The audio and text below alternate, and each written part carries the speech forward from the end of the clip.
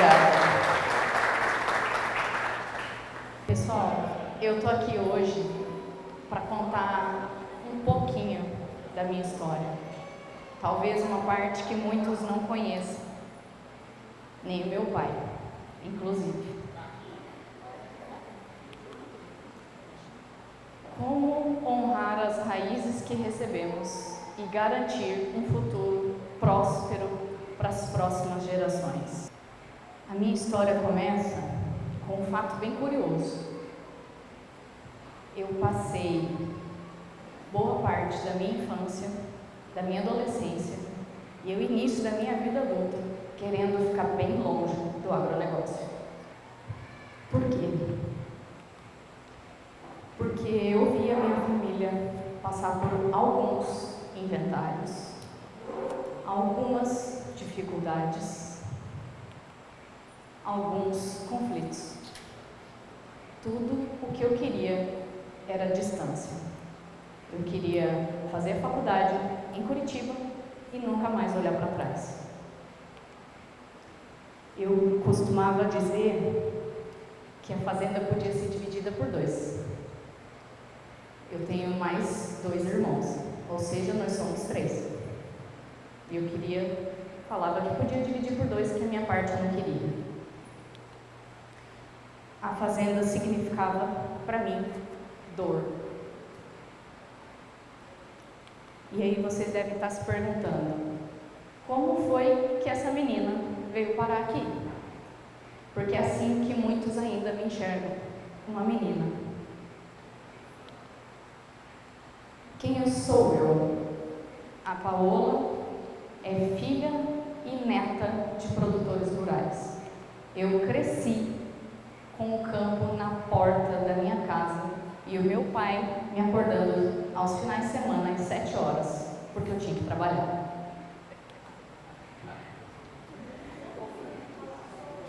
Então, eu passei vários finais de semana e várias férias escolares trabalhando. O que eu fazia? Eu fazia ficha de vaca, conferia os cadernos de contagem, de inseminação. Era a minha atividade. E eu era obrigada a fazer isso, porque a minha letra era bonita, é isso que eles falavam.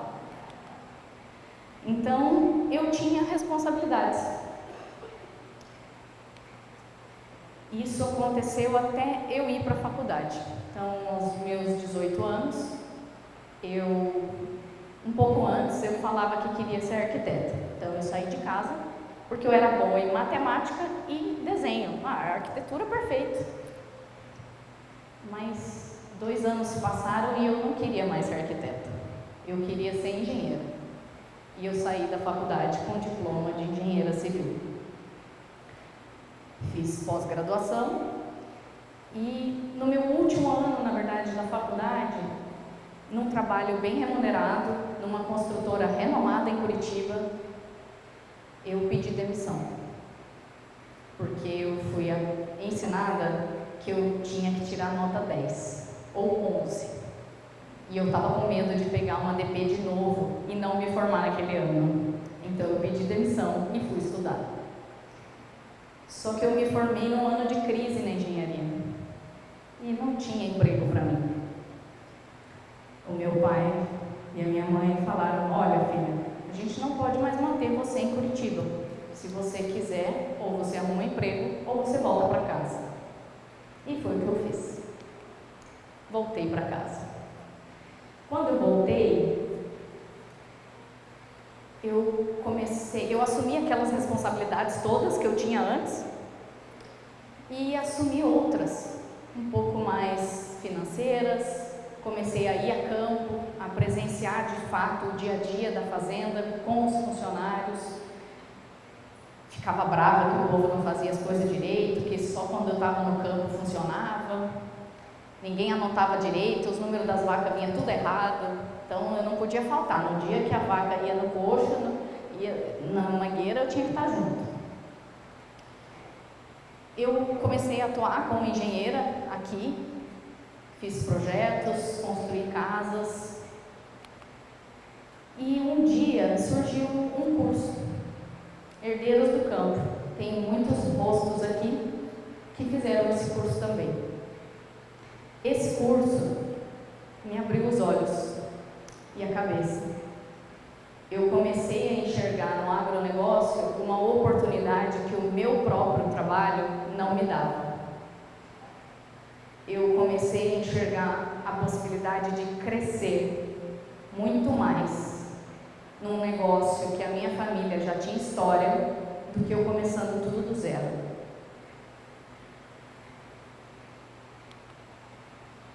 E aí, a gente começou, na verdade eu mudei. A primeira coisa que eu mudei foi que o pronome, que eu falava, dividam por 2, eu não quero, não faço parte. Aí eu mudei, falei, opa, isso aqui também é meu, é nosso. E foi a primeira coisa que eu, me lembro assim, que foi muito marcante para mim, isso aqui também é meu. Eu tenho que estar aqui, porque eu tenho que cuidar, porque eu tenho que garantir que isso aqui chegue na minha mão. E aí a gente começou a pensar em sucessão familiar. Mas será? Será mesmo que a gente começou a pensar nisso? Nesse momento, nós tivemos o apoio de um psicólogo. Então, sentava na cadeira meu pai, a minha mãe, eu, o Pedro Henrique e o Luiz Gustavo, os 5, e o psicólogo. E ali, a gente descobriu que a gente estava muito longe da sucessão.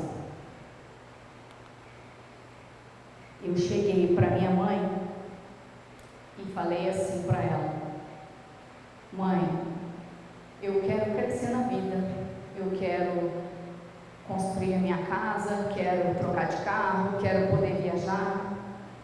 Isso tudo está muito distante para mim. Então, eu entendo que para isso eu preciso ganhar mais. E para eu ganhar mais, eu tenho que ter mais responsabilidades aqui dentro. Eu sei que o que eu faço, você não pode me remunerar melhor. A resposta que eu recebi foi: aqui não tem espaço para você crescer. Vocês imaginam o que isso fez na cabeça de uma jovem como eu? E não foi porque a minha mãe não queria que eu estivesse por perto, mas foi só isso que eu escutei. Aqui não tem espaço para você. Uma semana depois, eu peguei a minha mala e arrumei um emprego em Curitiba. E me mudei de novo. O que a minha mãe queria dizer naquele momento para mim foi: filha, você é muito maior do que isso, você pode conquistar o mundo inteiro se você quiser. Não precisa ficar aqui. Mas não foi isso que eu escutei. A gente estava debatendo muito, conflituando muito, dentro do negócio e dentro de casa. E ali foi a oportunidade. Eu vou embora para um lugar que me queiram. Posso dizer aqui que tem uma pessoa aqui, isso nem estava planejado falar, que me acolheu. E essa pessoa se chama Juliana e ela nem sabe disso.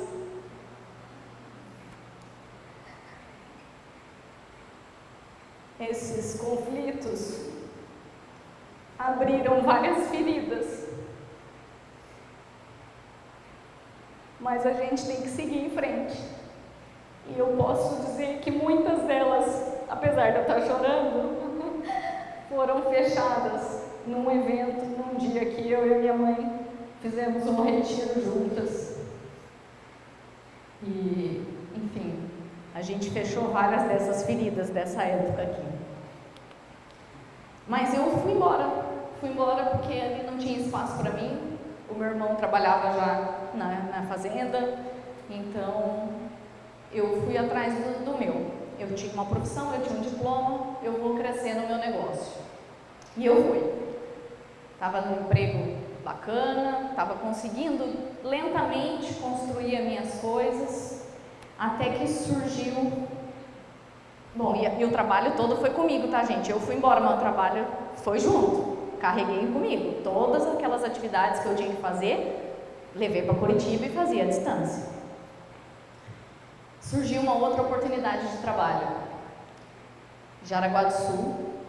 Eu passei no processo seletivo e fui convidada a participar do quadro técnico da prefeitura. E eu fui. O meu pai foi o primeiro cara que falou para mim, vai mesmo. A minha mãe falou, não vá. E eu fui. Porque eu queria crescer na minha profissão, eu queria fazer o meu nome. E se era lá que tinha oportunidade, era lá que eu vou. E fui embora para mais longe, 2h30 mais longe.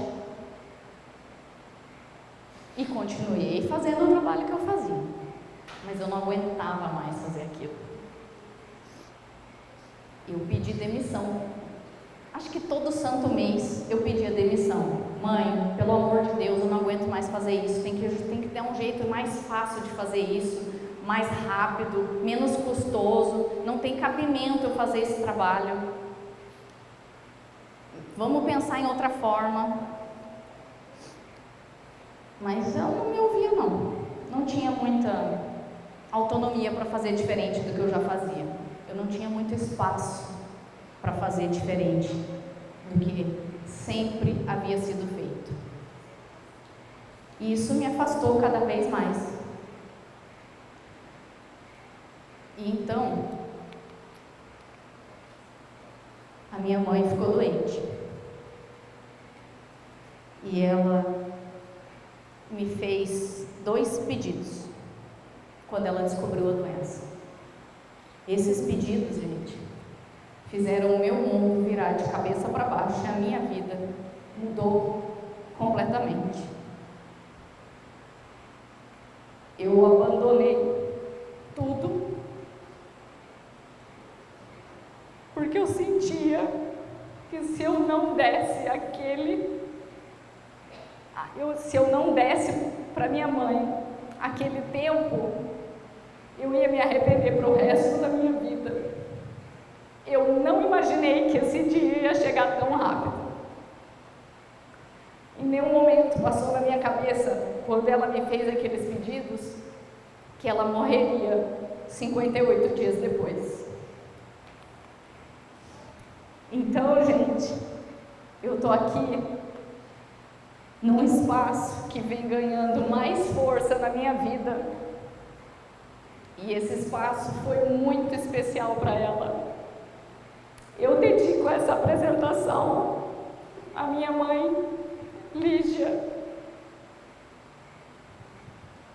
Mulher tão forte, que me ensinou o que é amor no campo e a honrar as raízes que eu recebi.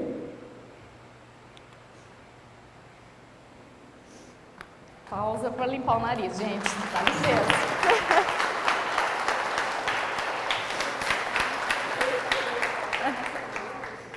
Para quem me ouviu falar, eu falei que eu ia fazer bastante gente chorar hoje. Para quem lembra. Então, gente,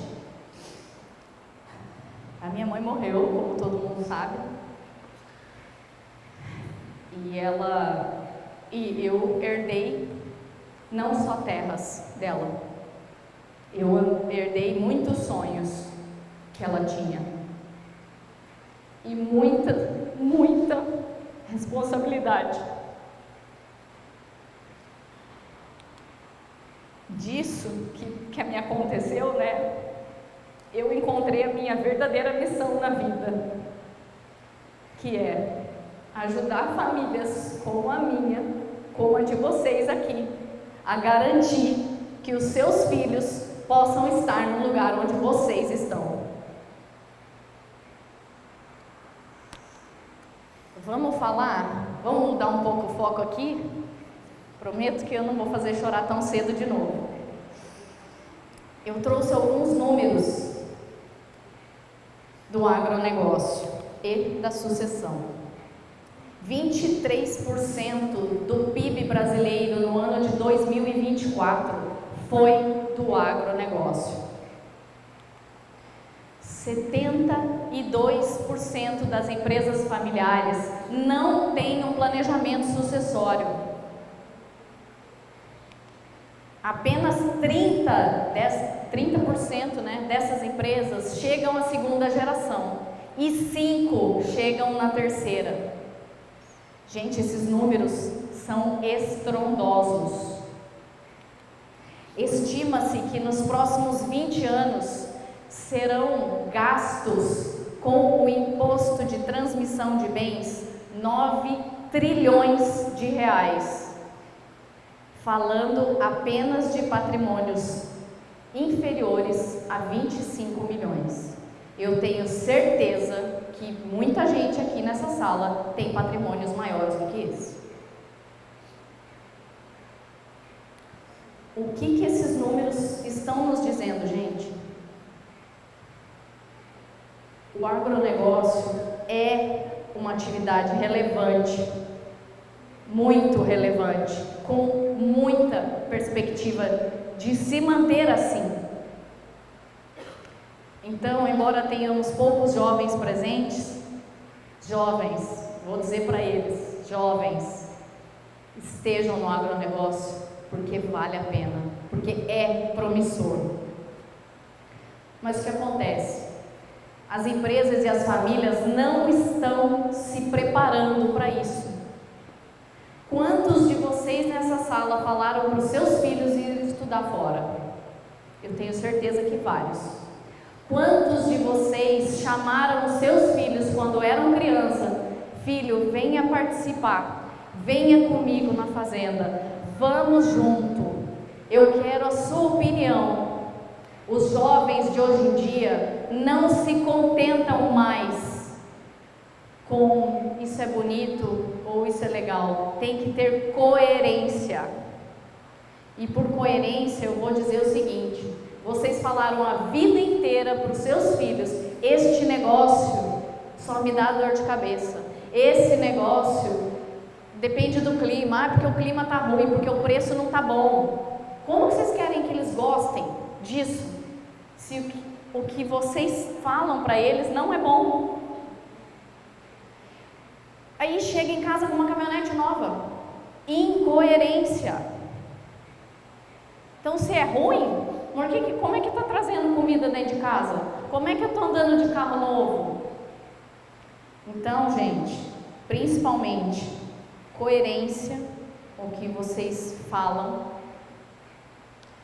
Eu sei que com os nossos avós eram diferentes, nossos avós, talvez meus avós, pais de muitos de vocês, era diferente, mas a gente tem que trazer, tem que chamar, e foi isso que o meu pai e a minha mãe fizeram comigo a vida inteira, obrigada ou não.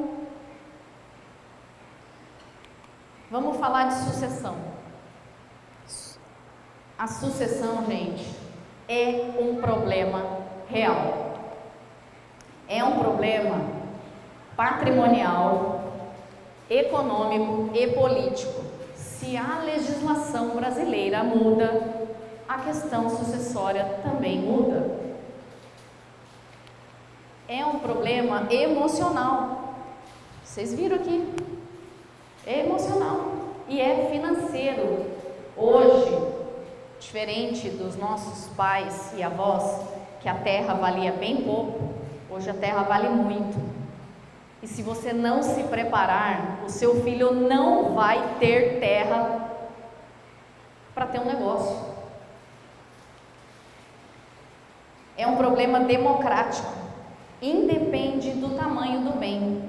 Posso estar falando de uma sala comercial, de uma chácara, de um sítio, de uma fazenda ou de 10 fazendas. É um problema que atinge independente do tamanho. Falando de custos de inventário agora. O primeiro custo que a gente tem é o ITCMD, Imposto de Transmissão de Causa Mortes e Doação. Hoje, no Paraná, 4%. Esse número vai mudar em breve. Hoje ainda é 4%. Então vamos dizer que é 4%. Custos com advogados, de 6 a 10%. Se o seu inventário for litigioso, Prepare-se para estar talvez até além dos 10%. Cartório e taxas e custas de 1 a 3%. Matemática básica aqui, gente, de 15 a 20% do seu patrimônio. Vamos fazer uma continha matemática rapidinha de novo. 1 milhão de patrimônio, 150 mil em custo. Ah, beleza, 150 mil, meu filho se vira. Beleza, 10 milhões, 1 milhão e meio em custos. Vamos colocar isso 100 milhões, eu estou falando de 15 milhões em custos. Você vai deixar isso para o governo? Uma boa parte? Tem certeza? Não pagar essa conta não é uma opção, certo? Ninguém vai ficar devendo para o fisco aqui, porque ele vai cobrar, a conta dele ele vai cobrar. Mas a gente pode escolher quem vai pagar e como vai ser paga essa conta. Sem planejamento sucessório, gente, é dor para quem vai ficar. Dor de cabeça e dor emocional. Muita para quem fica, tá? Quem decide é a lei. Em geral, isso depende do regime de casamento de cada um. Mas no geral, na maioria dos regimes de casamento, quando falece, o cônjuge tem direito a 50% e os filhos 50%, tá? É isso que diz a lei. Então, se você quiser diferente, você tem que escrever. Então, quem tem planejamento, transmite os bens de forma organizada. Quem escolhe é você, que está detendo, que está com o patrimônio na mão. O que é, então, um planejamento sucessório? Transmitir o maior patrimônio possível com o menor custo possível, respeitando a vontade daquele que é dono do patrimônio. E daí? E daí que com ele a gente evita principalmente conflitos. Porque o meu pai que me perdoe, mas enquanto ele está aqui está tudo bem. O dia que ele for embora, fudeu. E é verdade. Eu amo meus irmãos, tá, gente? Mas fudeu. Vai dar merda. Protegemos então o que foi conquistado e garantimos tranquilidade para os nossos herdeiros e sucessores. Mas e agora? Quando você joga essa bomba assim, né? E agora? Agora vamos ver como a gente pode fazer isso de forma clara, segura e com propósito. Eu entendo que a sucessão envolve 4 pilares. O primeiro é o jurídico. A primeira ferramenta jurídica usada na sucessão é a holding. Todo mundo já deve ter ouvido falar, talvez entenda um pouquinho, mas eu vou dar um exemplo muito fácil de entender o que é uma holding. Eu tenho um armário cheio de coisas que eu preciso levar para Gi. E aí, Gi, eu abro o armário e te dou uma caneta, uma caixa de lápis, um papel sulfite, o computador. Pô, bota tudo dentro de uma caixa e entrega a caixa. Isso é uma holding. Você coloca todos os bens dentro de uma caixa e entrega essa caixa para os seus herdeiros. Simples assim. Uma outra ferramenta que a gente não vai entrar em detalhes, mas é um offshore. É um veículo societário, assim como a holding, mas feita fora do país. Fundo exclusivo é um condomínio de investimentos, muito parecido também, mas a gente está falando de investimento e não bens imóveis, tá? Testamento é uma outra ferramenta. Com o testamento você destina 50% do seu patrimônio para quem você quiser e define a legítima, né? Então a parte legítima você pode dizer para quem você quer que fique, como. É uma ótima ferramenta, inclusive. E doação. E a pergunta da doação é simples. Você está preparado para deixar de ser dono do que é seu? Próxima pergunta. Vamos usar um exemplo. A Joana tem 2 filhos, o João e o Pedro, e ela fez a doação de cotas para os seus filhos. Pedro morreu antes de Joana, mas ela tinha cláusula de reversão de cotas, então tá tudo bem. Ela pagou os 4% quando ela doou para os filhos. Aí o Pedro morreu, ela recebe de volta todas as cotas e não paga nada por isso. Ok até aqui. Só que quando a Joana morrer, os filhos dela vão ter que pagar de novo 4%. Então, além de você deixar de ser dono do seu patrimônio, você ainda corre o risco de ter que pagar a conta 2 vezes. Você pode falar, o problema não é meu, é do meu filho, mas o dinheiro de onde ele vai tirar? Do teu patrimônio. Próximo pilar, tributário. Eu trouxe uma tabela, se alguém quiser tirar foto ou quiser que eu mande depois, eu mando. Eu não vou entrar em detalhes com ela, tá? Mas o que eu quero trazer aqui? No pilar tributário, as ferramentas jurídicas é que vão determinar, vão poder reduzir essa carga tributária, dependendo do que você escolheu como solução, como ferramenta jurídica. O regime tributário depende da solução jurídica aplicada. Entender o cenário e calcular os custos. Simples assim. Vale a pena eu ter holding? Eu não sei, gente. Tem que fazer a conta. Você tem que pagar o ITBI para colocar tudo dentro da holding. Em quanto tempo você vai pagar esse ITBI ao longo dos anos? Eu não sei, eu tenho que fazer a conta. Olha a contadora aí, ó. Olha lá. Estou falando besteira? Ah, então tá bom. O próximo pilar, gente, é o familiar. Esse aqui é o pilar mais delicado que tem. Uma das ferramentas que podem ser usadas aqui é o acordo de sócios. Nesse acordo de sócios, quando você tem um CNPJ, você pode determinar ali, colocar ali tudo aquilo que não vai no contrato social, tá? Então a gente está falando aqui definição de regras para gestão. Então, para o sucessor entrar na empresa, ele tem que ter feito, sei lá, administração, tem que ter feito agronomia, sei lá, você pode dizer isso no acordo de sócios, tá? Define, então, a entrada e a saída. Então, se quiser deixar de ser sócio, um dos filhos não quer mais participar, é aqui nesse documento que você vai regir isso. Sucessão de cotas, como pode acontecer. Então, caso simples, tá, gente? Eu falei do regime de casamento. A gente acha que regime de casamento é só se casa ou se morre, se separa, se morre. Não, gente, regime de casamento é só se separa, porque se morrer é 50%, tá? Do cônjuge. Então, se vocês não quiserem que os seus genros ou as suas noras entrem de sócios nas empresas de vocês, tenham um acordo de sócios. Próxima ferramenta, conselho administrativo. Quando você tem, então, várias pessoas participando de uma mesma sociedade, você pode ter um conselho administrativo, onde todo mundo tem voz. Que é uma coisa, por exemplo, que eu sempre quis e nunca tive. Agora eu tenho.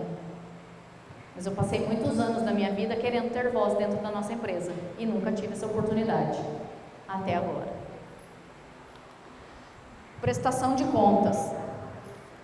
Aqui volta, quando você... Vamos voltar na história da Joana, do Pedro e do João. O Pedro, ele é dentista e ele quer seguir como dentista. Só que o João não tem condições de comprar a parte do Pedro. Mas o Pedro vai exigir a prestação de contas. Eu quero saber quanto é que deu, eu quero na minha conta, o lucro, cadê? Então, se você tem sócios, gente, tem que fazer prestação de contas. Alinhamento de expectativas. Tem que ter. Quando a gente fala de pessoas, a gente fala de ego. E a gente fala de expectativa. A empresa, o negócio é maior do que os sócios. Tem que ter isso em mente. Se é um negócio, se é uma empresa, ela vem antes dos caprichos do próprio sócio. Autonomia, conflito de gerações. Isso a gente tem bastante lá em casa. E é natural. Mas a gente tem que lidar com isso, tem que aprender a lidar com isso. E aqui eu vou dizer, se vocês querem os seus filhos dentro do negócio, deem autonomia para eles. Escutem eles.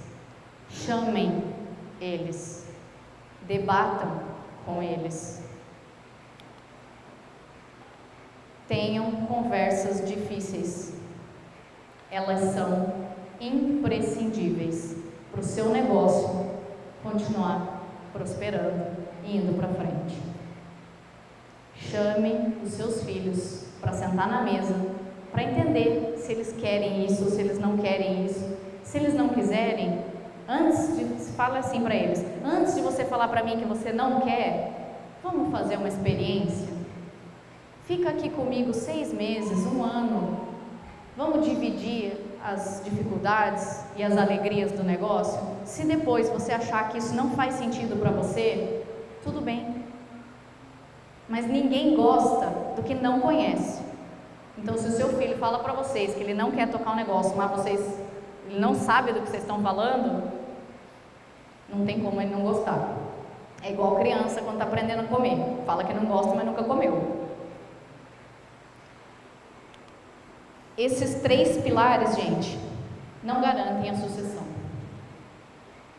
Porque hoje, diferente dos nossos pais, avós, hoje o fisco, a Receita Federal, a Receita Estadual, viu aqui uma grande oportunidade de abocanhar uma parte do seu patrimônio. E isso não vai retroceder. Eles não vão pegar menos. O 4º pilar vai garantir que o seu filho não renuncie a esse negócio porque ele não tem dinheiro para pagar a conta que chega. O 4º pilar vai evitar a renúncia por causa da burocracia que é a transmissão de bens. No momento mais difícil da vida de um herdeiro é quando ele perde o pai e a mãe, ou a mãe. E aí você tem uma conta monstruosa para pagar que você não sabe, não faz a menor ideia de onde tirar o dinheiro para pagar essa conta. E se o seu irmão não quer o negócio, você quer, mas o teu irmão não quer, meu amigo, dá até arrepio. Por quê? Ou você compra a parte dele, normalmente você não pode, porque não tem dinheiro.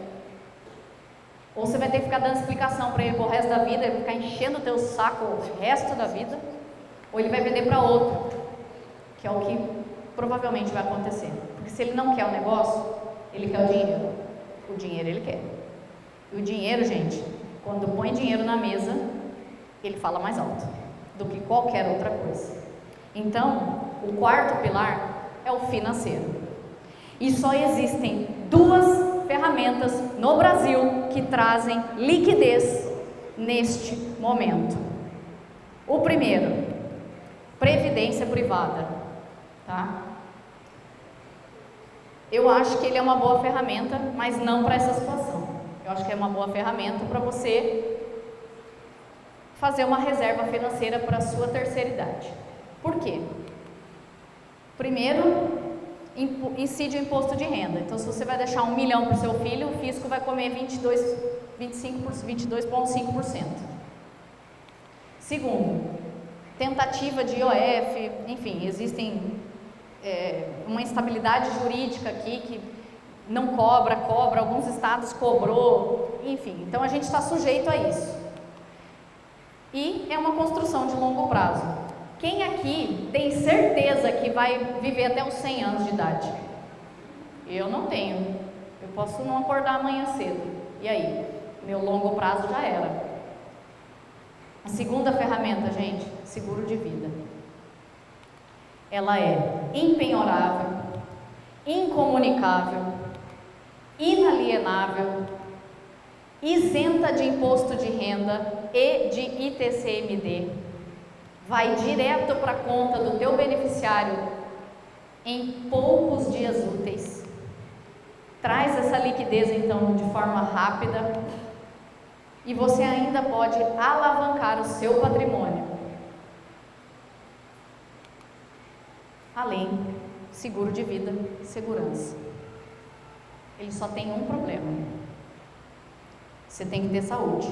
Se você não tiver saúde, meu querido, não é para você. Existem 5 formas de usar o seguro de vida na sucessão, né? Dentro da sucessão. O primeiro deles é o seguro vitalício para custear um inventário. Então vamos usar os números de novo. Eu tenho um patrimônio de 10 milhões. Eu vou deixar 1,5 milhão para o meu filho, para ele pagar a conta na hora que a conta chegar. Eu garanto para vocês que não vão pagar 1,5 milhão para deixar esse 1,5 milhão para os seus filhos. Segunda opção, seguro temporário para doação dentro do limite de isenção de cotas. É pouco usual essa doação, mas existe um limite anual que as pessoas podem doar as suas cotas sem ser taxado por isso, tá? Então você faz um seguro temporário que vai te cobrir durante esse período, ou você pode possibilitar, por exemplo, que todo ano o seu filho compre parte das suas cotas, tá? Dentro do limite. Então ele tem capacidade de pagamento, se você faz uma questão contábil e usa o seguro de vida para te proteger durante esse período de transição. Seguro vitalício para equalização entre herdeiros. Lembra que eu falei que o João era dentista e não queria saber da propriedade? Então o pai fez um testamento e deixou, a mãe, a Joana, deixou em testamento que ela ia deixar a propriedade toda para o filho João. E aí ela usa o seguro de vida para equalizar o valor para o outro filho que não quer a propriedade. Essa também é uma opção. Quarta possibilidade, transferência de liquidez para herdeiros e sucessores. Você compra um seguro vitalício em nome dos seus filhos, então os segurados são os filhos, e vamos dizer que você queira deixar R$1 milhão para o seu filho. Você faz um pagamento anual ao longo de 10 anos e ao final desses 10 anos o seu filho vai lá e resgata esse valor que você deixou para ele. Não pagou absolutamente nenhum centavo de imposto e trouxe liquidez para os seus filhos. Próxima opção, compra de cotas entre sócios. Aqui o beneficiário pode ser uma pessoa física, um dos filhos, ou a própria empresa. E você possibilita então que esse dinheiro entre na empresa para comprar as cotas daquele que quer sair da sociedade. Então, gente, eu trouxe aqui 5 possibilidades e eu garanto que todas elas são mais rápidas e mais baratas disponíveis no nosso país. Qualquer uma dessas soluções vai custar mais barato do que o imposto que os seus filhos têm que pagar. Vamos falar um pouquinho da minha experiência dentro da sucessão. Tanto a minha experiência sendo sucessora,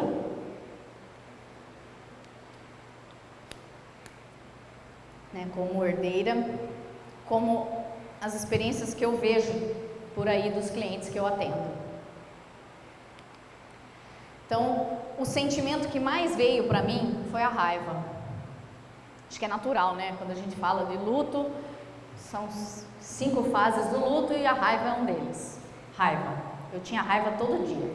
Todo santo dia que eu abria uma gaveta, que chegava uma decisão para eu tomar, eu tinha raiva. Raiva dela porque eu não fazia a menor ideia do que fazer com aquilo. Por que ela não me deixou escrito essa merda? Por que ela não falou para mim o que eu tinha que fazer aqui? Por que ela deixou essa bucha para eu resolver? Eu estou falando de um negócio bem simples também, viu, gente?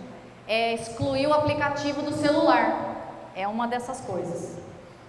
Eu tinha um ódio absurdo. Abri uma gaveta e não sabia o que fazer com o que tinha dentro da gaveta.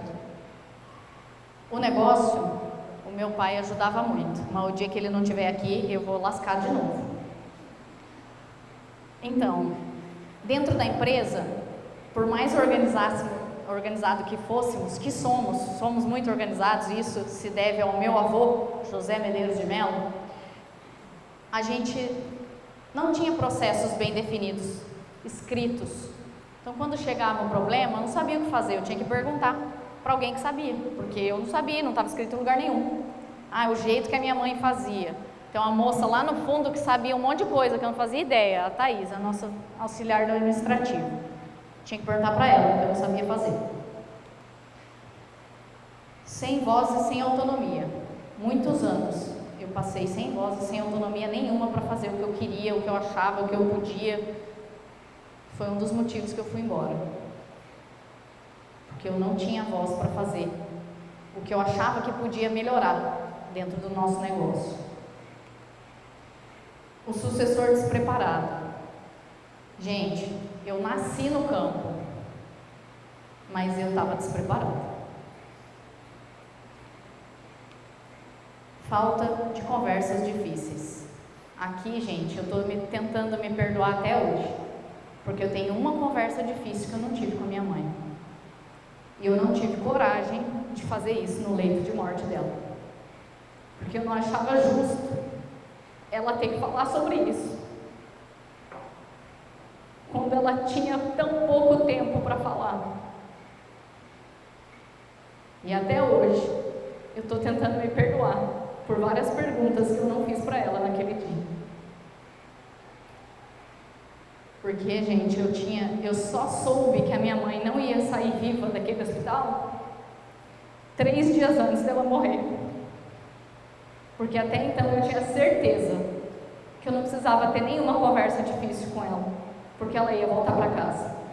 Então, gente, eu não sei quando vai ser o último dia de vocês, mas chamem seus filhos para conversar. Pontos positivos. Agora acho que acabou, não vamos chorar mais. Eu não sei, não vou prometer, mas pontos positivos. Então, a gente teve pouca burocracia, bem pouca, perto de muitos casos que eu vejo. E a gente teve o mínimo de bens bloqueados. Por quê? Porque a gente tinha um CNPJ, então nós somos um CNPJ há muitos anos, porque os meus pais fizeram a doação de cotas em vida, então a propriedade já é minha e dos meus irmãos. Até poucos meses antes da minha mãe falecer, inclusive, a gente concretizou isso. Eu tive acesso a todas as contas correntes, fornecedores, clientes, contratos, tudo isso eu tinha um acesso muito fácil. Então foi tranquilo, essa transição foi mais tranquila. E a gente tinha um seguro de vida. Eu nem sabia, mas a minha mãe tinha um seguro de vida. E eu posso garantir que isso aqui foi decisivo para a tranquilidade do processo. Então, gente, eu coloquei ali contraste, né? O que eu falo com contraste? Você não ter um planejamento vai dificultar bastante a vida de quem vem depois, independente se eles querem ou não esse negócio. O sentimento que vai vir para eles é raiva. Que inferno ter que lidar com isso aqui. Eu prefiro abrir mão desse negócio do que lidar com toda a burocracia e todas as custas que vão aparecer. Se aparecer alguém disposto a pagar para ele não ter essa dor de cabeça, eles vão vender. Eu trouxe 2 casos reais, não muito felizes, mas eu vou compartilhar com vocês. A primeira família é um pai, mãe, 2 filhos adultos. O pai Teve uma doença terminal e veio a falecer. Isso aconteceu no final da safra de uma fazenda de soja, de um ano péssimo de clima. Então, eles tinham tem uma área de 435 hectares e tiveram uma produtividade de 42 sacos. Horrível. Horrível. Por quê? Um ano ruim e o pai me resolve morrer no pior ano. Por que não morreu no ano bom? 18 mil sacos eles produziram aquele ano. O custo de produção foi 2,5 milhões. Custo de venda da soja, 1.980.000. Prejuízo de 543 mil reais. É pouco. Fluxo de caixa que a gente tem, 500 mil é pouco. Ok, vamos lá. Continuando. Patrimônio declarado, 10,5 milhões. Conta a pagar, imposto, 195 mil. Oh, que maravilha!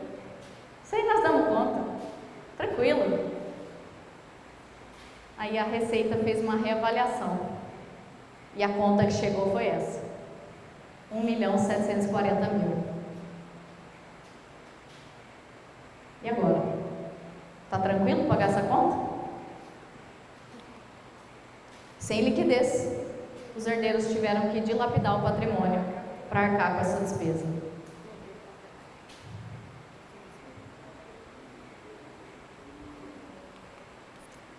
Qual seria o impacto de tirar 1.750.000 reais desse negócio? O que vocês acham que foi o impacto disso? Lembrando que eles tiveram um pequeno deslize ali de 543 mil reais, porque o clima estava ruim. 2.220 e poucos mil reais para pagar, da noite para o dia. Como que você paga uma conta dessa se não é vendendo um pedaço que você tem? Vai fazer o empréstimo? Pode fazer, se você tiver crédito. E se você não tiver?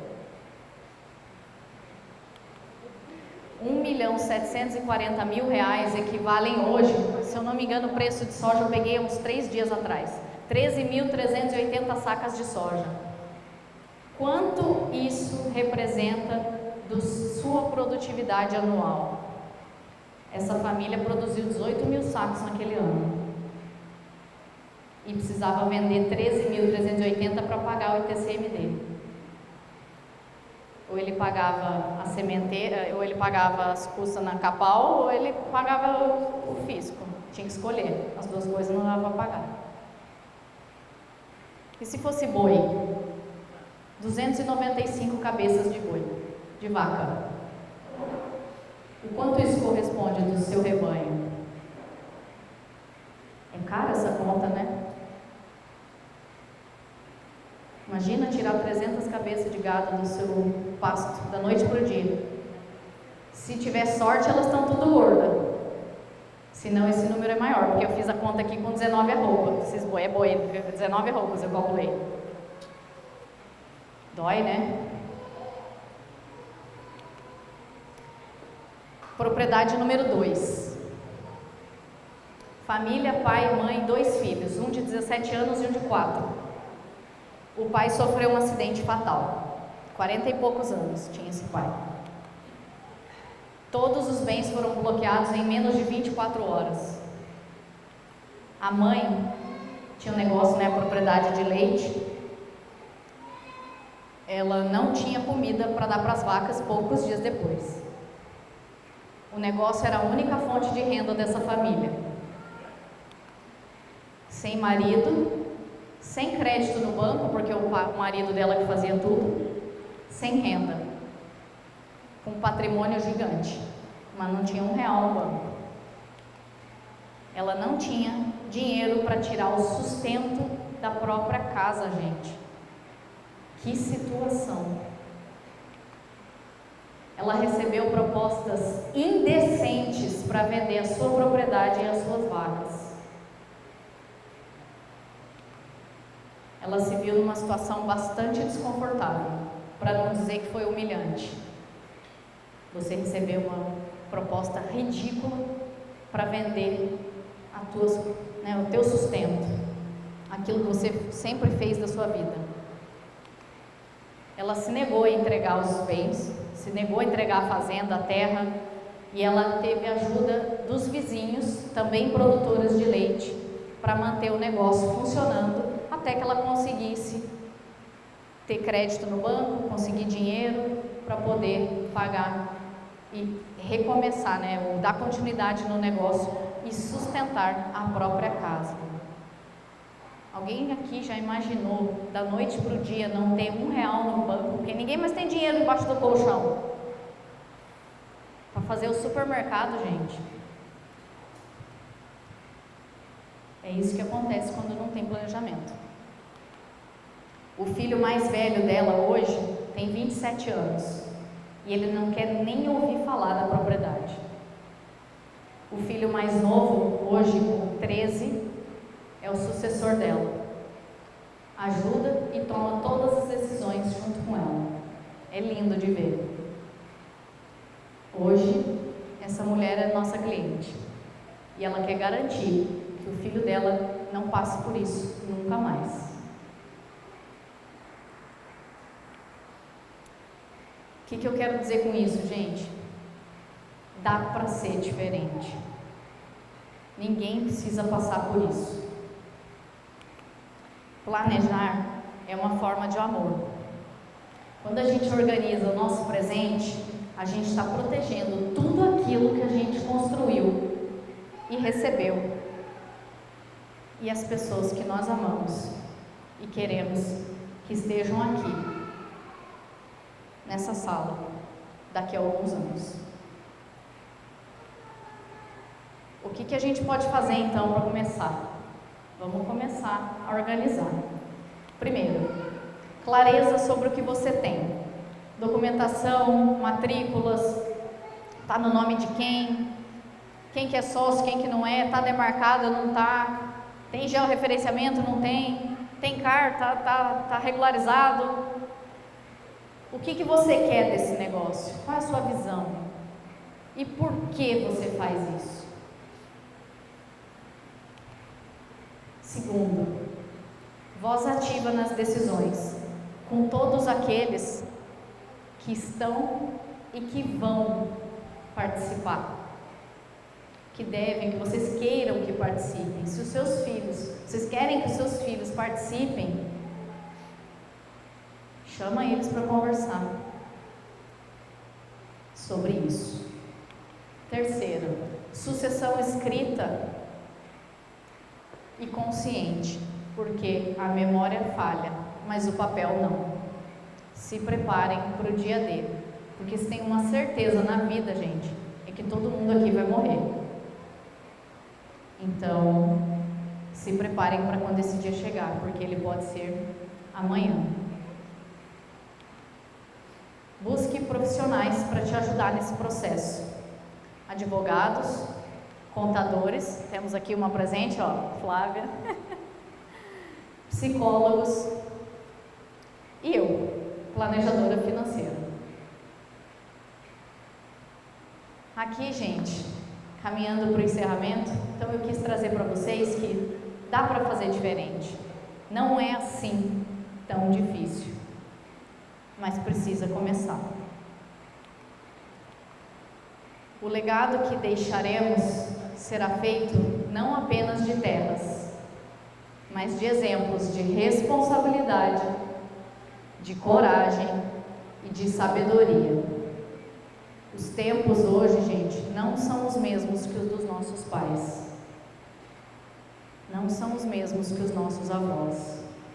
Hoje, nenhuma propriedade passa de nome sem pagar pelo valor real da terra. Você quer ser lembrado como alguém que deixou um legado ou um problema? E aqui eu encerro a minha fala hoje. Obrigada.